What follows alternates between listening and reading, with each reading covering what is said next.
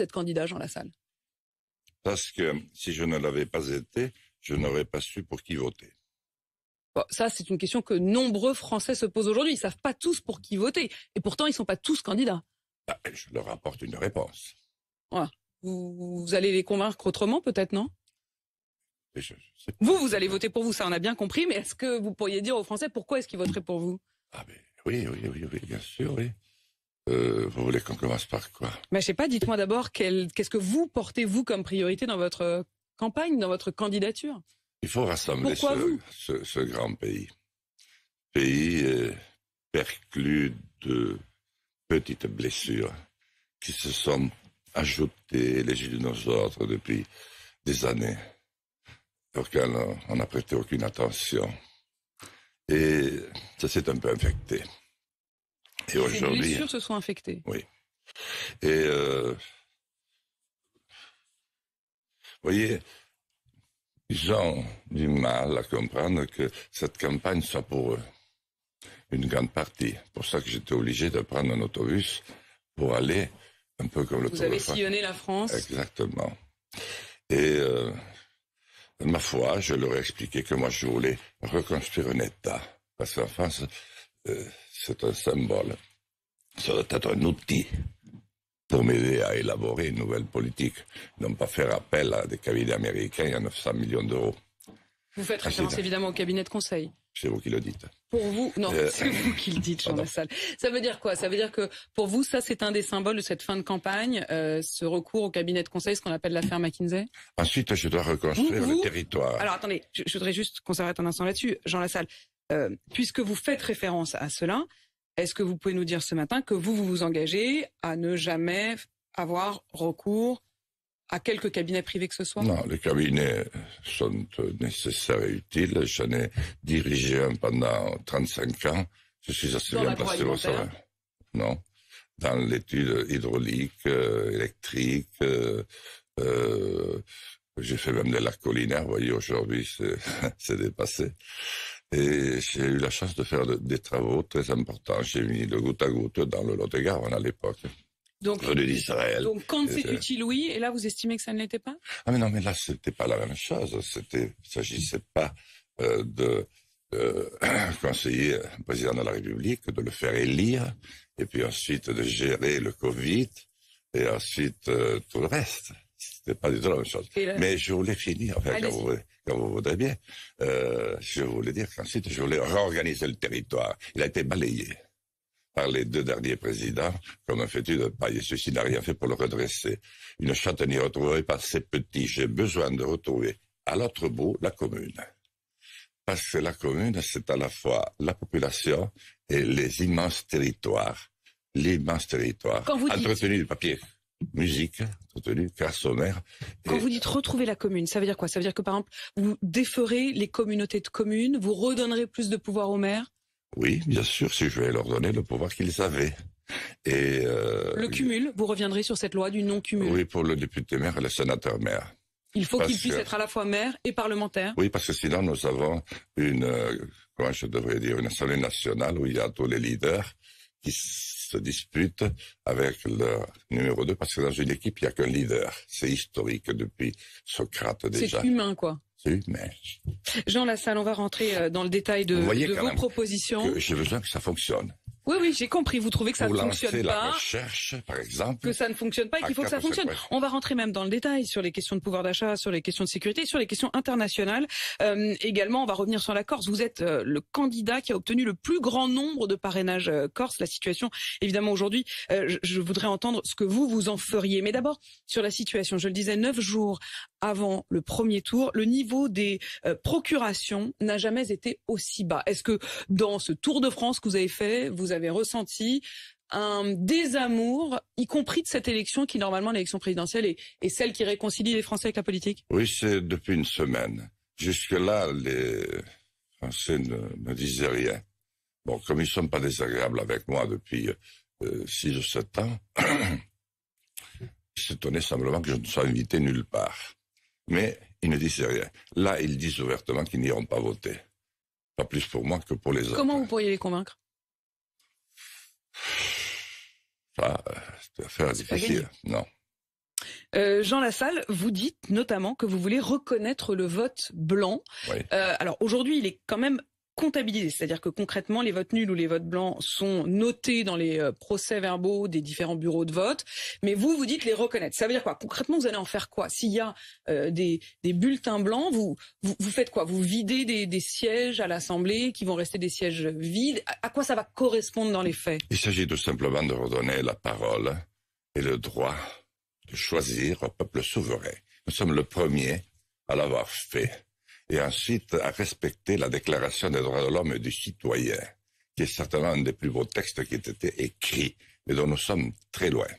Donc, pour ce faire, il faut que le vote blanc soit comptabilisé et qu'il figure sur le registre, au même titre que M. Lassalle. Non, il ne compte pas. Il est avec les enveloppes qui sont sans bulletin, vous voyez. Alors, on a le chiffre avec vous, mais qu'est-ce que, au-delà de l'affichage, au-delà de dire, bon, bah voilà, il y a tant de bulletins blancs, comment ça se manifeste? Qu'est-ce que ça change? Et ça change que M. Blanc peut être premier. Et donc, si le vote blanc est premier, qu'est-ce que... Ah, et voilà. On va enfin commencer le débat qu'on aurait dû commencer, que vous auriez pu commencer avec moi. On relance la campagne, 2 ou 3 ans, au lieu de ne jamais m'inviter. Oh, Jean Lassalle, vous n'allez pas refaire le même cinéma. Pas plus Jean-Jacques Hano, d'ailleurs, que vous avez laissé tomber un peu vite. Mais en fait, peu importe. Je n'ai jamais été invité. Tous les débats ce matin. Je voudrais quand même juste savoir sur le vote blanc, Jean Lassalle. Si vous ne m'interrompiez pas toutes les secondes. Vous en ferez quoi? Au-delà de donner le chiffre. Bien, le peuple va reprendre conscience qu'il a le pouvoir. Donc, dans le projet de loi que j'ai mené très loin, je suis celui qui l'a mené le plus loin, on revote une deuxième fois. Et là, il faut quand même mettre en place un président qui sera certainement le second. Et ensuite un gouvernement, etc. Vous voulez revoir? C'est, comment je devrais dire, un changement total d'approche. Vous voulez également revoir la durée des mandats. Est-ce que vous voulez allonger ou réduire les mandats? J'ai dit, parce que c'est surtout le septennat et le quinquennat qui posent problème, j'ai dit que j'avais besoin de voir d'abord le résultat de cette législative. Macron va certainement la gagner, compte tenu de tous les appuis qu'il a. Il ne peut pas perdre. C'est quoi les appuis qu'il a? Ça veut dire quoi, ça? Qu'est-ce que ça veut dire? Qu'est-ce que ça veut dire? Il a Patrick Drahi, que vous connaissez bien, le patron de cette chaîne, oui. Comment vous pouvez RMC, l'Express, Libération. Il a Bernard Arnault, le Parisien, les Échos, les Saoudiens. Patrick Drahi, d'ailleurs, qui est une entreprise luxembourgeoise. Jean Lassalle. À Guernesey. Alors, ça veut dire quoi? Ça veut dire que Emmanuel Macron est le candidat des médias, c'est ça que vous dites ce matin, Jean Lassalle? Il a été élu, pas par les médias, parce que je suis assez grand, et que vous avez fait une sociologie, un master de sociologie politique. Je vois que vous avez beaucoup étudié mon CV. Et que vous êtes une littéraire de haut rang. Non mais Jean Lassalle, on s'intéresse pas à moi là ce matin, mais on s'intéresse à vous. Mais moi je m'intéresse aussi un peu à vous, madame, parce que j'ai envie de vous poser la question. Ça me touche beaucoup. Est-ce que ça vous gêne, quelque part, de poser des questions aussi essentielles et vous de ne vous en poser aucune, alors que vous étiez avec Chevènement en 2002. Mais vous n'imaginez pas une seule seconde que je ne m'en pose pas, je m'en pose tous les matins. Et je vais même vous dire une chose, c'est que tous les matins avant d'arriver devant vous, j'ai depuis 2h30 discuté avec tous les auditeurs d'RMC qui d'eux-mêmes viennent porter devant vous et devant nous tous toutes les questions que se posent les Français aujourd'hui. Donc vous ne pouvez pas me faire franchement cette injure. Jean Lassalle, je voudrais qu'on puisse poursuivre. Donc Xavier Niel est le patron du Monde. Il y a cette question très importante ce matin. Vous pouvez refuser de répondre et ensuite dire que c'est la faute des autres. Mais ce matin, vous avez la parole et vous pourriez l'utiliser. Zemmour. Vous voyez l'équilibre, comment ça se fait. Alors Jean Lassalle, sur le pouvoir d'achat, c'est aujourd'hui. Vos amis qui ont parlé avec vous ce matin sachent tous ces détails. Vous comprenez? Alors après, vous pouvez me poser toutes les questions. Cette campagne est pourrie. Pour une fois, pas parler politique, parce qu'on savait qu'ils étaient d'une lâcheté crasse, et j'en fais partie, parce qu'il y a longtemps que je suis en politique, mais on ne savait pas que les journalistes l'étaient autant lâches. Et qu'ils sont capables, d'une lâcheté. Je vous pose des questions, vous n'y répondez pas. Écoutez, et c'est moi qui suis lâche? Oui, pas vous toute seule. Non, ce serait non. c'est gentil. Apolline, Jean Lassalle, je vous repose cette question. Pouvoir d'achat, parce que nombre de personnes qui nous écoutent et qui nous regardent ce matin savent qu'aujourd'hui, c'est extrêmement cher de se chauffer, de rouler, de produire. Et d'abord de rouler, 18 centimes d'euros de moins par litre à partir d'aujourd'hui. Est-ce que là-dessus, le gouvernement a fait le job ou pas? S'il a fait le job, c'est pas le problème. On a un président qui n'existe plus. Il a une grave crise existentielle qui lui tombe d'ailleurs dessus au plus mauvais moment. Il ne sait plus qui il est. Il a peur de tout le monde et même de lui-même. Il va pour presque en cachette chez Bayrou, vous imaginez. Moi, j'ai voulu aller le voir à Poissy. Il n'y a pas très longtemps, Jean Lassalle. Enfin, les choses ont changé en 10 ans. D'accord. C'est-à-dire que je me suis rendu compte que nous étions sous le joug d'une dictature qui oblige les plus grands esprits à devoir s'écraser ou à mourir. On est en dictature aujourd'hui en France. Oui, une dictature molle. C'est la dictature de la finance de ces messieurs qui ont entrecroisé toutes leurs affaires, qui ont leur... Par contre, aller rencontrer Bachar el-Assad, ça vous a pas dérangé? Non, pas Donc on est en dictature ici, mais aller voir Bachar el-Assad, ça c'est tranquille. Oui, et c'est grâce à cette politique très éminente, couverte d'ailleurs par 2 de vos collègues qui ont eu une promotion mais qui n'en avaient rien dit, que nous n'avons plus d'amis. Nous n'avons plus personne au Moyen-Orient. Les Africains, vous avez vu le Mali. Est-ce que vous diriez que Bachar el-Assad, que vous avez été voir donc en 2017, est un ami? Mais pourquoi voulez-vous que je dise que c'est un ami? Je sais pas, vous dites on n'a plus d'amis. Celui-là, au moins, vous avez été le voir, donc peut-être qu'il trouve grâce à vos yeux. Sauf que malgré tout, vous pouvez dire tout ce que vous voudrez, mais la Syrie n'est pas dans l'état de destruction totale dans lequel se trouve l'Irak, dans lequel se trouve la Libye et dans lequel se trouve... Vous avez été à Alep, Jean Lassalle, vous pouvez pas dire aujourd'hui que ça n'est pas dans cet état de destruction. Vous pouvez me le dire les yeux dans les yeux ce matin? Oui, je dis que... Oui, mais enfin... l'ensemble du territoire n'a pas sombré, et pourtant avec les alliés qu'il avait, les Russes et les Turcs, il n'était pas très bien parti. C'est une armée de conscription, madame. Alors moi je ne suis pas juge à La Haye, je vous l'ai dit. Et mon problème n'est pas de juger, c'est de présider la France. Restons sur la politique étrangère, puisque diriger la France, c'est aussi justement regarder quelle est la place qu'elle a dans le monde. L'une de vos mesures, ce serait de sortir de l'OTAN. Sortir carrément, hein, c'est pas juste sortir du commandement intégré, ça j'ai bien compris. J'ai bien compris. Sortir de l'OTAN. Vous dites on n'a plus d'amis, mais là il y en a encore quelques-uns. Même ceux-là, vous allez les lâcher. Mais les pauvres amis. Et après vous direz on n'a pas d'amis. Sortez du pacte de Varsovie. Vous savez comment ça s'est passé 1998, 2002, 2012. Écoutez, Poutine est complètement dérangé et conseillé par Macron qui lui dit sors de ta solitude, sinon ta Russie s'effondrera et toi aussi. Quand on est conseillé de cette manière-là, il vaut mieux, vous voyez. Conseillé par Macron. Oui. Poutine est conseillé par Macron. C'est ce que j'entends. Vous feriez quoi? Vous iriez lui parler? Vous allez parler à Bachar el-Assad, mais vous iriez pas parler à Poutine? Vous passez d'une question à l'autre, vous allez finir par me perdre. C'est ce que vous cherchez. Non, je cherche pas à vous perdre. J'essaye d'avoir un peu des compréhensions sur les différents points. Vous dites, qu'aujourd'hui, il faut parler à tout le monde, y compris à Bachar el-Assad. Et par contre, quand un président va parler avec Poutine, vous dites que c'est le conseiller? Vous avez une relation qui a une attitude aussi indicible que M. Poutine. Je voudrais comprendre. Attendez, mais vous ne pouvez pas comprendre si vous m'interrompez toutes les secondes. Vous avez beau être Apolline de Malherbe, travaillant pour M. Allez-y, reprenez votre petit papier. Voilà. Eh bien, oui, mais enfin, je ne suis pas comme vous. Moi, je ne suis pas un professionnel de la télé. Non, mais moi aussi, j'ai des papiers, vous avez remarqué. Et oui, c'est mieux. Voilà. Donc, si vous voulez lui parler, n'allez pas au moins le provoquer. N'allez pas lui dire sors, parce que ça, je l'ai pas inventé. C'était en gros, je crois que c'était même sur votre télé. Vous parlez de la paranoïa qui est d'ailleurs une télé qui a le plus contribué au désordre dans lequel nous se trouve notre pays. Il n'y a aucun problème. Vous n'hésitez pas. Vous pouvez tout à fait sortir si vous estimez que vous n'avez pas votre place. Surtout pas. D'accord. Surtout pas. Je veux profiter de ces quelques secondes. Il y a 7 ou 8 ans que je les attends. Vous vous rendez compte la liberté qu'il y a dans ce pays dont vous parlez comme d'une dictature aujourd'hui? Les règles font qu'en effet, chaque candidat à l'élection a le droit exactement et strictement au même temps de parole. Ce matin, vous avez 23 minutes devant moi. Il a fallu que j'attende. Pas du tout. Et il a fallu que j'attende. Et quand je vois l'émotion qu'il y a dans vos yeux, je me rends compte que ça ne coule pas de soi. Donc quand je disais pour finir... Je ne réagis pas à chacune de vos petites piques parce que ce serait trop long et je veux qu'on puisse parler du fond. Est-ce que vous pouvez me laisser finir? Allez-y.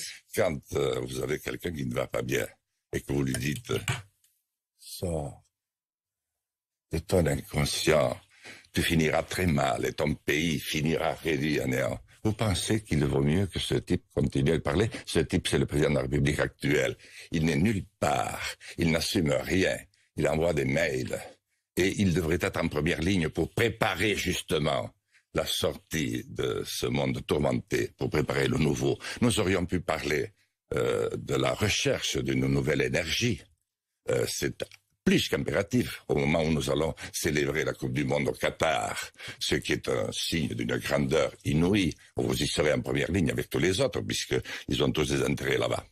Donc, nous aurions pu essayer de trouver un plan pour le cancer avec la recherche que je vais lancer avec 3 ou 4 points, alors que nous sommes à 0,75 aujourd'hui, et encore grâce à moi, parce que j'ai dit qu'en pleine période Covid, rester à 0,5 de recherche, c'est vraiment... Je vous laisse dérouler, hein, Jean Lassalle. Vous me direz quand vous avez fini. Non, mais oui, mais c'est très important, parce que personne ne le dit. Donc, la recherche, et comme j'ai un État qui, avec le concours de l'ensemble de l'organisation territoriale, et le préfet, l'État qui va pouvoir poursuivre son action au niveau du territoire, nous avons retrouvé un contexte de bienveillance. Et dans ce contexte-là, je vais vous prendre essayer... un peu de bienveillance, Jean Lassalle. Poursuivons donc cette interview. Je voudrais vous parler de la Corse. La Corse, avec vous, autonomie ou indépendance?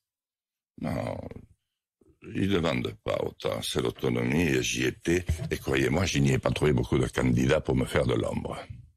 Et j'ai tenu... Ça veut dire quoi, ça? Ça veut dire que les autres n'ont pas été en Corse? Vous avez vu que le gouvernement a dépêché, quelques semaines avant le premier tour, finalement, le ministre de l'Intérieur qui a été discuté avec les Corses. Et avec quel succès? Vous avez vu ce que ça a donné derrière. Vous parlez des émeutes? Je parle de ce qui s'est passé. Vous me posez la question à moi, ce que j'ai fait. Moi, j'ai parlé aux Corses, comme j'ai l'habitude de leur parler. Vous me demandez si c'est l'autonomie ou là, je ne sais quoi. Non, je pense que ce qui s'est passé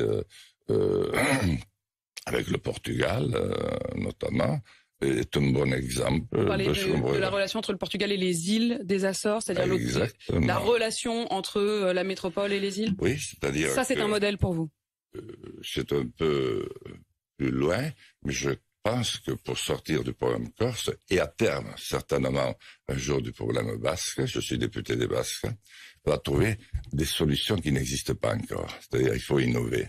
C'est pour ça que je suis si amer, que pendant cette campagne, on n'ait rien fait du tout que parler de choses proprement dérisoires, alors qu'il y a tant d'enjeux. Je suis un amoureux du processus de paix irlandais.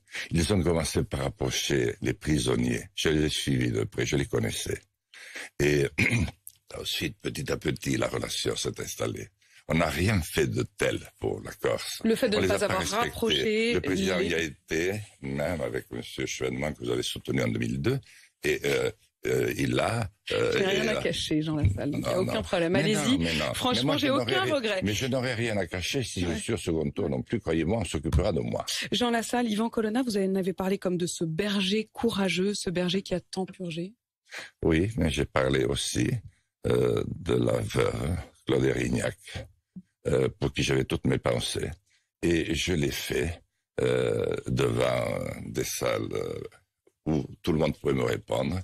Et où nous avons fini, après avoir chanté l'hymne corse, la Marseillaise, il n'y a pas grand monde qui l'a fait ces derniers jours. Sur la sécurité, faire évoluer la légitime défense, c'est la proposition de Marine Le Pen, d'Éric Zemmour, de Nicolas Dupont-Aignan. Hier, Emmanuel Macron a dit pas question, moi je ne veux pas y toucher. Et vous, est-ce que vous pensez qu'il faut faire évoluer la question de la légitime défense? Oui, mais il faut la préparer.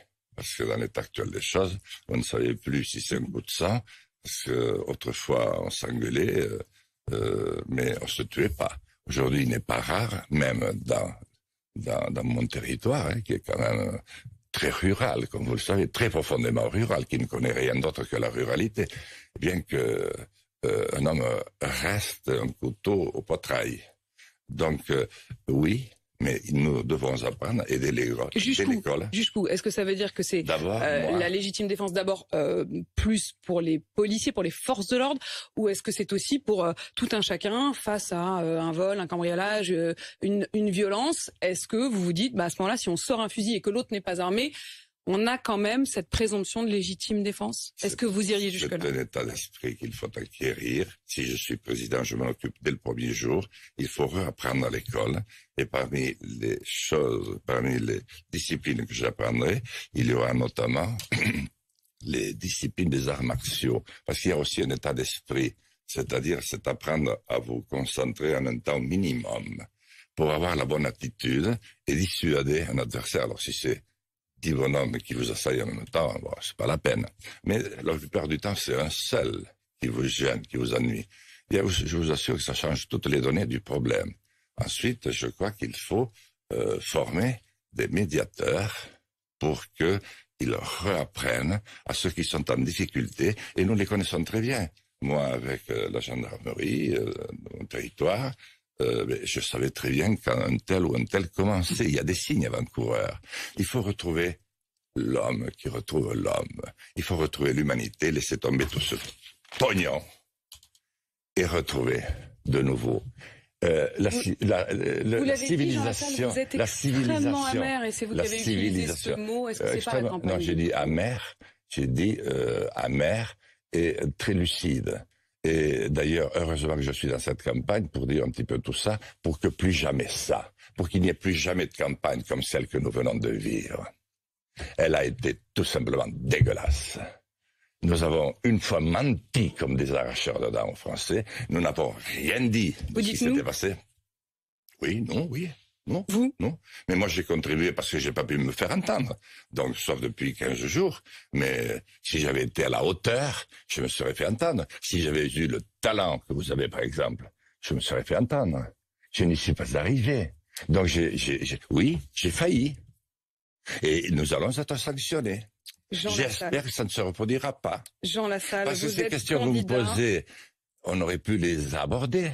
On aurait pu aborder mon service civique, militaire et civil, qui permet à un pays de refaire une cohésion. Elle est où la cohésion aujourd'hui? Je renvoie tout le monde à votre programme, qui est très complet pour le coup, avec en effet ces propositions-là. Chacun pourra s'y référer. C'est ça la démocratie, Jean Lassalle. Merci d'avoir répondu à mes questions. C'est exactement ça, à mes questions de Valère. À mes questions de confiance ce matin sur RMC et BFM TV. Très partiellement. 8h52.